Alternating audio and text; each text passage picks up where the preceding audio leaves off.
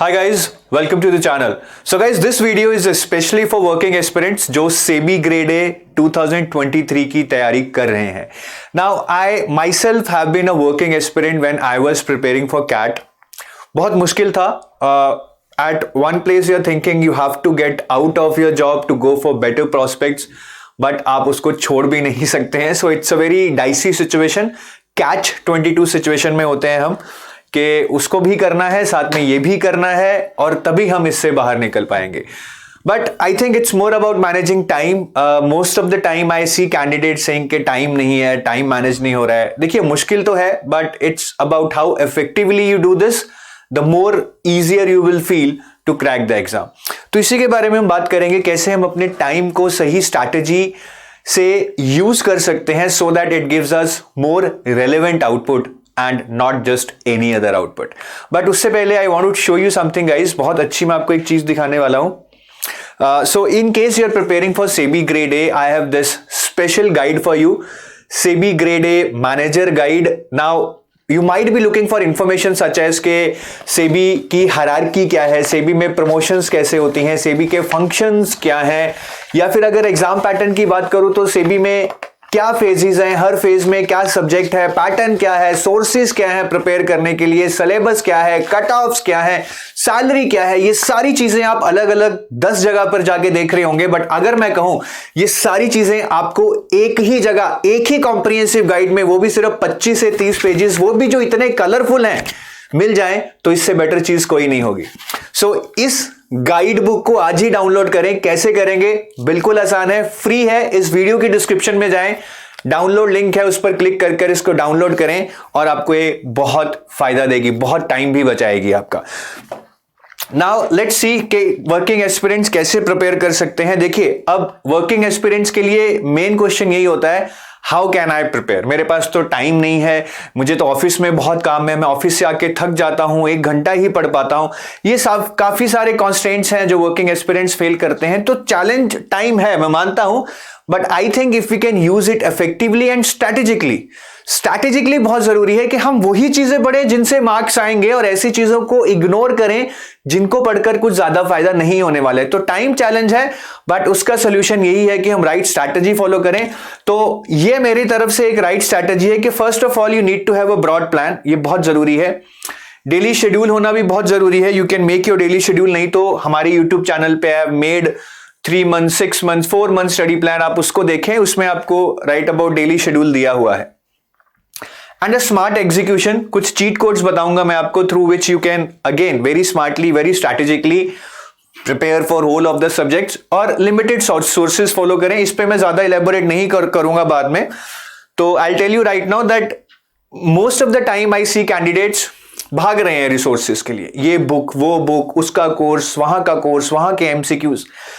देखिए आपको इतना सारा नहीं करना है, आपको इतना करना है, अच्छे से करना है, रिवाइज करना है, प्रैक्टिस बहुत करनी है. So go for limited sources and don't run behind sources. You don't have time कम है तो सोर्सेज और लिमिट करो, लेकिन उनको अच्छे से पढ़ो. तो अभी मैं वीडियो में एक ब्रॉड प्लान डिस्कस करूंगा और एक स्मार्ट स्ट्रैटेजी को डिस्कस करूंगा. बाकी पॉइंट मैंने आपको बता दिए हैं. डेली शेड्यूल के लिए हमारे यूट्यूब चैनल पे जाएं, सेबी ग्रेड ए का स्टडी प्लान है, उसमें डेली टारगेट्स दिए हुए हैं. तो अभी एक ब्रॉड प्लान बोलूं अगर मैं, सो आई एज्यूम कि आप 3 घंटे तो पढ़ेंगे यार दिन में, इतना पढ़ना पड़ेगा, या 2.5 घंटे पढ़ लीजिए, वीकेंड पे 9-10 घंटे लगाइए per day. So this is a broad plan. 120 दिन तकरीबन है आपका एग्जाम होने में, जिसमें आपको पढ़ना भी है, रिवाइज भी करना है, प्रैक्टिस भी करना है. तो जो ये प्लान बनाया है, सबसे पहले तो see a working aspirant most of the time lacks confidence, क्योंकि उसको लगता है कि आउटपुट नहीं आ रही है, प्रोग्रेस नहीं हो रही है. So what I think is कि आप सबसे पहले तो सिर्फ 2 सब्जेक्ट्स एट अ टाइम उठाएं और इजी सब्जेक्ट्स को पहले उठाएं. Most of the times I से क्या, मैनेजमेंट के साथ कोई टफ सब्जेक्ट उठा लो अगर एक नॉर्मल एस्पिरेंट प्रिपेयर कर रहा है. For a working aspirant I would से कि आप मैनेजमेंट के साथ कंपनी लॉ उठाओ यार, सबसे इजी जो 2 सब्जेक्ट्स हैं वो उठाओ. 30 दिन, इससे भी कम टाइम लगना चाहिए, इसको उड़ा दो, so that you get that confidence कि यार 2 सब्जेक्ट अच्छे से हो गए हैं, उसके प्रीवियस ईयर सारे मेरे से हो रहे हैं, अब मैं एग्जाम कर सकता हूं. नेक्स्ट 40 डेज हम थोड़े और मुश्किल सब्जेक्ट उठाएंगे, फाइनेंस एंड कॉस्टिंग. ये भी इतने मुश्किल नहीं है. इनफैक्ट आई वुड से मैनेजमेंट, कंपनी लॉ और फाइनेंस ऐसे सब्जेक्ट्स हैं जहां आप अपना स्कोर मैक्सिमाइज कर सकते हो। कॉस्टिंग थोड़ा न्यूमेरिकल ओरिएंटेड सब्जेक्ट है, बट हो सकता है, इतना कोई वास्ट नहीं है, लिमिटेड चैप्टर्स हैं, आराम से हो सकता है। और आखिरी 20 दिन में, मतलब ये वाले 20 दिन में, उसके बाद तो हम रिवीजन शुरू करेंगे। We will do economics, accounts अभी नहीं शुरू कर रहे हैं, रिवीजन भी करेंगे। और लास्ट 30 डेज में हम अकाउंट्स के कुछ सेलेक्टेड चैप्टर्स करेंगे। Let's target limited chapters. सारा टारगेट करेंगे तो कुछ भी नहीं होगा। तो अकाउंट्स के मैं बोल रहा हूं कि फेज 1 से पहले लिमिटेड चैप्टर्स कर लो, बाकी फेज 1 के बाद कर लेना। और क्यूआरई और एफएलटीज और रिवीजन करेंगे। और रिवीजन मैंने यहीं से शुरू कर दी है, बहुत इंपॉर्टेंट है। यहां पे मैं अकाउंट्स भी डाल सकता था, बट पॉइंट वही है, थोड़ा करो लेकिन अच्छे से करो, ठीक है। तो एक ब्रॉड स्टडी प्लान है जो आप फॉलो कर सकते हैं, ठीक है। यहां पे management, company law, finance, costing, economics और एंड में क्यूआरई जीए। ज्यादा फोकस नहीं करना है क्यूआरई जीए पे यार। 30 मार्क्स अगर हम वो भी नहीं ला सकते हैं 30-40 दिन पढ़कर, तो I think we don't deserve this. और अकाउंट्स के सेलेक्टेड है, एफएलटीज बहुत देने हमें, बहुत बहुत बहुत देने हैं, और रिवीजन करनी है। तो अभी नेक्स्ट ब्रॉड स्टडी प्लान है, बट इस स्टडी प्लान में मेरे पास बहुत टाइम नहीं है ना। मतलब मैं 30 दिन में 2 सब्जेक्ट करने को बोल रहा हूं, फिर 40 डेज में 2 सब्जेक्ट करने को बोल रहा हूं।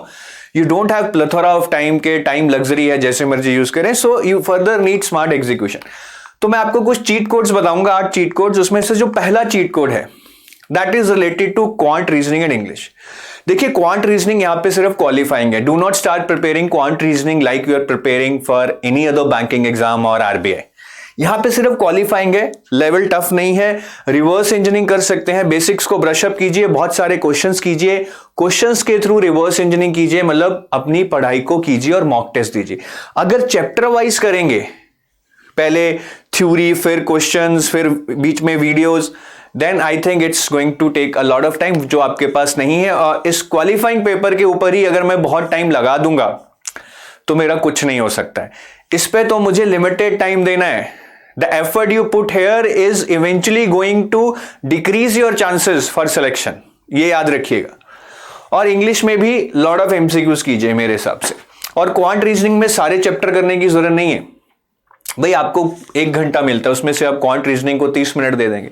30 मिनट में 20-25-30 क्वेश्चन, मतलब इतने करने भी नहीं है, कट ऑफ ही 30 है, 20 कर लें बहुत है। अब 20 क्वेश्चन क्वांट और रीजनिंग को मिला के करनी है। सारी क्वांट और रीजनिंग पढ़ने की क्या जरूरत है? Just read 12-13 chapters of quant and 15-14 chapters of reasoning. I think उतना पढ़ के आप क्वेश्चन सेलेक्ट करके उन चैप्टर्स में से कराओगे, that is more than sufficient. भावुक मत होइए कि सारा करना है, क्वांट है सारा करना है, नहीं। क्वांट में नंबर 7-8 ही लाने हैं, ये सोचकर जाइए।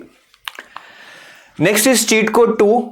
जीए की बात करूंगा मैं अगर पेपर 1 में, तो यहां पर भी आप जीए को do not do it like any other normal paper. लोग बैंकिंग या आरबीआई की तरह जीए पढ़ते हैं, जो कि रिक्वायर्ड नहीं है। यहां पे अगेन एक क्वालिफाइंग पेपर है और जीए का स्कोप बहुत लिमिटेड है। बैंकिंग एंड फाइनेंशियल अवेयरनेस आती है 5 नंबर की। उसमें basically what you have to do is you have to read news related to RBI, SEBI, PFRDA, budget, finance ministry का कोई हो, ये सारे ज्यादा इंपॉर्टेंट रहते हैं।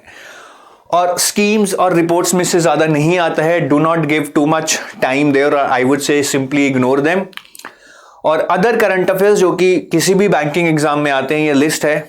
आप किसी भी बैंकिंग एग्जाम की तैयारी कर रहे हैं तो ये लिस्ट आप कर ही रहे होंगे, बट इसको 3 महीने के लिए ही कीजिएगा। क्वेश्चन शायद 4th या 5th मंथ से भी आए, बट कम होंगे। और अगेन क्वालिफाइंग है यार, आपको यहाँ पे 25 में से 20 नंबर थोड़े ना लाने हैं, 12-13 भी आ गए तो बहुत है, आपका काम हो गया है, ठीक है। तो अगेन ये दोनों जो मैंने चीट कोड्स बताए हैं क्वालिफाइंग सेक्शन के लिए बताए हैं, अननेसेसरी टाइम वेस्ट मत कीजिएगा। चीट कोड 3 है मैनेजमेंट के लिए। मैनेजमेंट का चीट कोड यही है कि मैनेजमेंट में कुछ छोड़ना नहीं है। ये बहुत स्कोरिंग सब्जेक्ट है, लिमिटेड चैप्टर्स हैं, leadership, HRM, motivation, communication, management. अगर आप ये चैप्टर्स 5 चैप्टर्स हैं, ये चैप्टर्स भी अगर आप अच्छे से नहीं कर पाए तो आई थिंक फर्दर जो मुश्किल सब्जेक्ट्स हैं उनमें तो नहीं ही कर पाएंगे। So we have to keep our full focus while doing management. We have to read it very carefully, concepts पर ध्यान दें, बुकिश मत बने, रट्टा मत लगाएं। और ये बहुत स्कोरिंग सब्जेक्ट है and the only cheat code is I would say rather it's not a cheat code, it's a thing that requires more effort, that read it very consciously line by line and understand it. अगर मैं अब company law की बात करूं cheat code के बारे में, तो कंपनी लॉ में ज्यादा आप घुसिएगा मत समझने में, समझना है, but most of the times they are asking you facts कि कितने दिन बाद रजिस्ट्रार को सीईओ को एप्लीकेशन भेजनी है, कितने ईयर्स के बाद हमें अपना लाइसेंस रिन्यू कराना है, अगर कोई वायलेशन होती है तो क्या पेनल्टी है। तो ये फैक्ट बेस्ड क्वेश्चन पूछते हैं, फैक्ट्स पे ज्यादा ध्यान देना है। अगर फैक्ट्स रट्टा लगा पा रहे हैं लेकिन प्रॉपर समझ नहीं आ रहे हैं तब भी चलेगा। डेफिनेशन जरूर कीजिएगा। Whenever you are reading any section you will find some technical words like private company, public company, relative. तो इन सारे वर्ड्स की एक्चुअल मीनिंग क्या है कंपनी लॉ में, that we need to understand. So वो डेफिनेशन जरूर कीजिएगा, they ask a lot of definitions.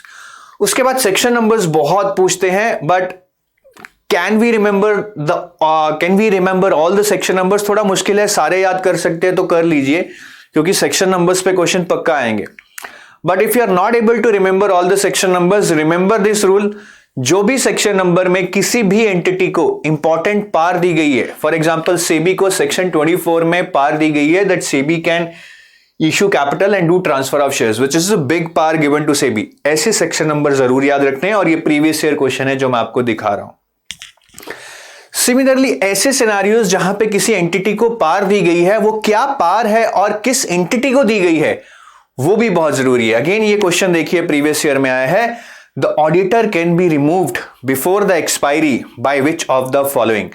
Board of directors, share holders, central government से भी आंसर शेयर होल्डर्स है।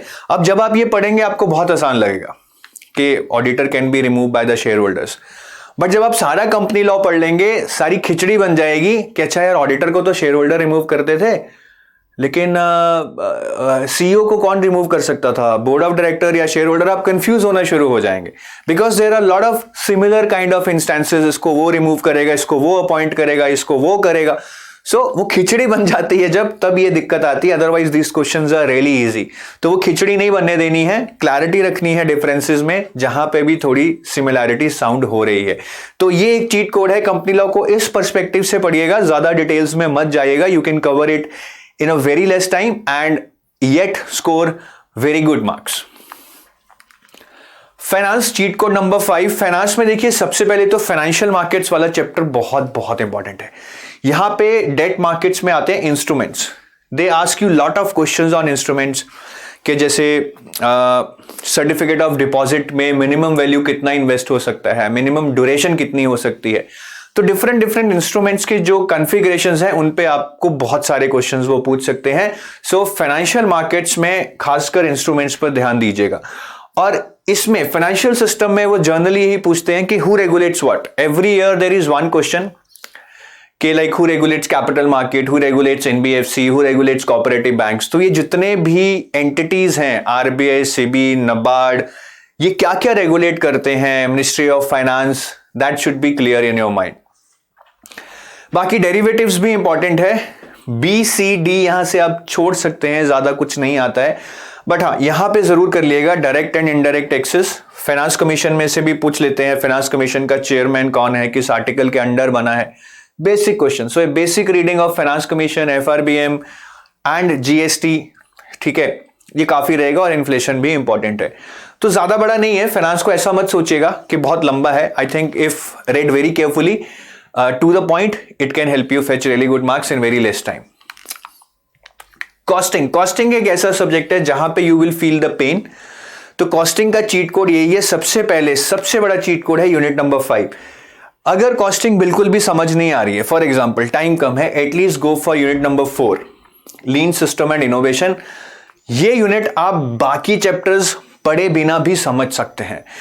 It is very theoretical, simple concepts हैं, एक 10th पास बंदा भी समझ सकता है। तो यहां से जो 2-3 क्वेश्चन आएंगे वो तो हम अटेम्प्ट कर ही आएंगे, वो हम नहीं छोड़ेंगे। तो सबसे पहले यूनिट 4 कीजिएगा। और यूनिट 1, 2, 3 की बात करूं तो यूनिट 1 और 2 में ज्यादा कुछ नहीं है, it's more of a theoretical thing. Initially you will feel the pain to understand something new, but once you get started it would be easy. Main यहां पे अगर स्कोर करना है, in fact I am talking about phase 2 right now, तो वो है ये वाला unit number 3 standard costing, marginal costing, budget and budgetary control, यहां से they will ask you lot of numericals every year they ask. Costing में 50% न्यूमेरिकल्स आते हैं और वो 3 ही चैप्टर से आते हैं। बट न्यूमेरिकल्स में again in the cheat code is do not go in too much depth, ज्यादा मुश्किल न्यूमेरिकल्स मत कीजिए, लेंदी न्यूमेरिकल्स मत कीजिए, कंसेप्ट क्लैरिटी रखिए और छोटे छोटे न्यूमेरिकल्स कीजिए, वही एग्जाम में पूछे जाते हैं। एक आधा मुश्किल आ सकता है but I think there is no point in burning the midnight oil just for one question, rather you can gain those marks somewhere else. Economics की बात करें तो यहां पे भी एक बहुत अच्छा चीट कोड है। देखिए यहां पे ए और बी है, A is micro, B is macroeconomics. So पहले हमें मैक्रो इकोनॉमिक्स करनी है। If you are preparing for any other exam like RBI, UPSC, you would have already done this, balance of payment, foreign exchange markets, inflation, monetary and fiscal policy, NBFCs, ये आप कर चुके होंगे। तो हमें इसको अच्छे से करना है।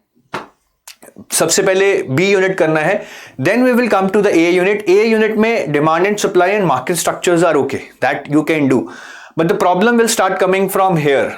Keynesian approach, consumption function, investment function, multiplier and accelerator, demand and supply of money, ISLM, ये 4-5 chapters are tough, so do not start with them.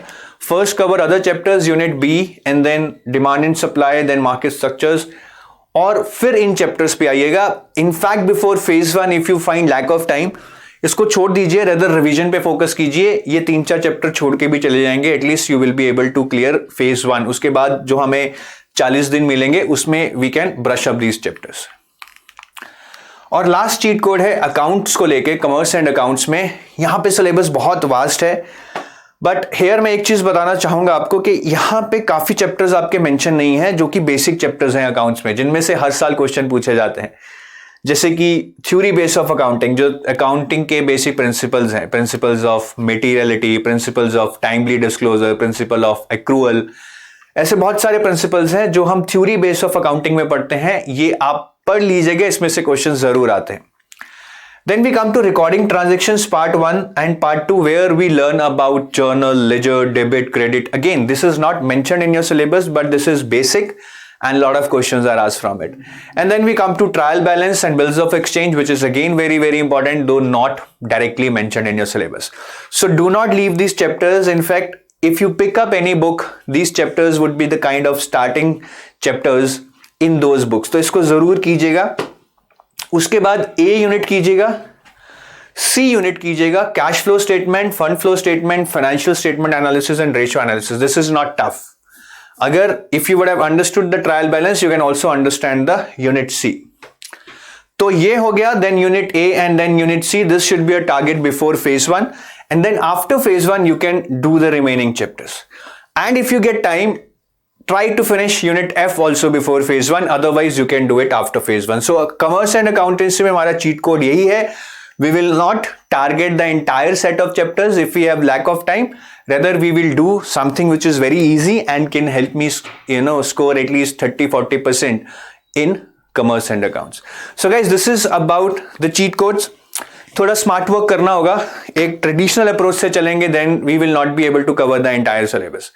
ये अप्रोच से चलते हैं, let's clear phase 1 and then whatever 40 days are left we can now reinvent our preparation. जो भी कमियां हैं उन पे हम काम कर सकते हैं। So I hope this would be useful. Listen to this twice और thrice and you will get more clarity as in how being a working aspirant you can respond to the challenge of time by following a right strategy. और last में मैं यही कहूंगा कि start करना सबसे ज्यादा मुश्किल है, but if you can be brave enough to start, you will be strong enough to finish. Just take the first step. Just do not think about the entire journey. Just take the first step. Start. At least start. You yourself will get that push once you start reading 2 hours daily, 3 hours daily. You yourself will be motivated to put in more time and effort. Try doing this. It's all about start sometimes and then मंजिल हमें आगे साफ दिखने लगती है। Thank you. Bye bye.